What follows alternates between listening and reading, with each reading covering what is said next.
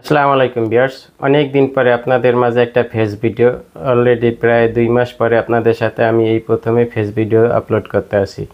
তো আজকের ভিডিওটার টপিক হচ্ছে যারা সৌদি আরবে আসেন, আপনারা যারা বিভিন্ন ছোটো মোটো অথবা বড় ধরনের ক্রাইমের সাথে যারা জড়িত আছেন অথবা চিন্তা ভাবনা করছেন আপনার ইনকাম কম, আপনি বড় ধরনের ক্রাইম করবেন অথবা ছোটো মোটো ক্রাইমের সাথে আপনি জড়িত থাকবেন, অথবা আমাদের বাংলাদেশি অসংখ্য মানুষ আছে যারা আমাদের এই বাংলাদেশি প্রবাসীদের ইমো এবং হোয়াটসঅ্যাপ হ্যাক করে কিন্তু তারা অনেক টাকা পয়সা হাতিয়ে নেয়। এর শিকার কিন্তু আমিও হয়েছি, আমার আরও আত্মীয় স্বজন বন্ধু বান্ধবও কিন্তু এই ইমো হ্যাকিং অথবা হোয়াটসঅ্যাপ হ্যাকিংয়ের শিকার হয়েছে এবং আমরা কিন্তু সবাই আর্থিকভাবে ক্ষতিগ্রস্ত হয়েছি।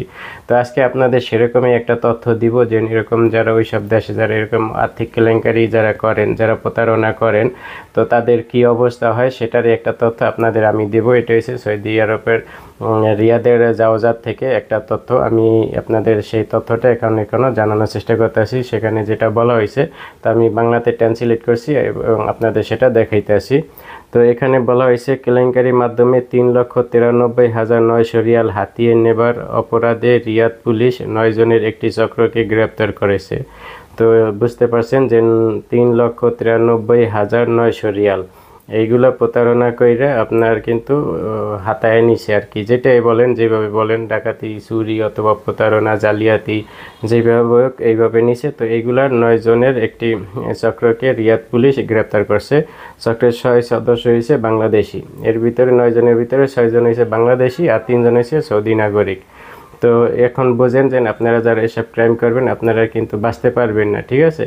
আপনারা কোনো না কোনো সময় কিন্তু এদের হাতে আপনারা গ্রেপ্তার হইবেন। আর এইসব অপরাধের জন্য যদি আপনারা প্রবাসীরা, বিশেষ করে আমাদের বাংলাদেশিরা গ্রেপ্তার হন, তাহলে কিন্তু আপনাদের জিন্দিগি একেবারে বরবাদ। কোনো দিনও বাংলাদেশে আসতে পারবেন না এবং বাহিরের সূর্যের আলো কিন্তু আপনারা কোনো দিনও দেখতে পারবেন না। তো সৌদি প্রশাসনের ছদ্মবেশ ধারণ করে প্রতারণামূলক 33টি অপরাধ সংঘটিত করবার অপরাধে চক্রটিকে গ্রেপ্তার করা হয়েছে। 12,949টি সিম কার্ড, ল্যাপটপ, অপরাধমূলক কাজে ব্যবহৃত অনেকগুলো ইলেকট্রনিক্স ডিভাইস সহ তাদের গ্রেপ্তার করা হয়েছে।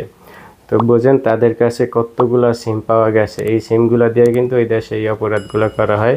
12,949টা সিম তাদের কাছে পাওয়া গেছে বিভিন্ন কোম্পানির। এর সাথে সে ল্যাপটপ আছে, অনেকগুলো ল্যাপটপ আছে আর অনেকগুলো ডিভাইস আছে।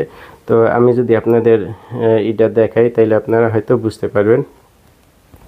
এই যে দেখেন, এসব জিনিস তাদের কাছে পাওয়া গেছে, অনেকগুলা সামগ্রী আছে তাদের কাছে, এইগুলা পাওয়া গেছে।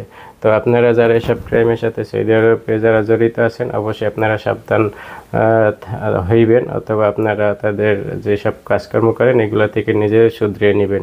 তো এই আজকের এই ছোট্ট তথ্য ছিল আপনাদের জন্য। ভিডিওটা যদি ভালো লাগে তাহলে আপনারা এই হ্যালো কেসি চ্যানেলটি সাবস্ক্রাইব করে রাখবেন। যারা ফেসবুক পেজ থেকে দেখবেন তো আশা করি পেজটি ভালো করে রাখবেন। তো আজকে এই পর্যন্ত, আল্লাহ।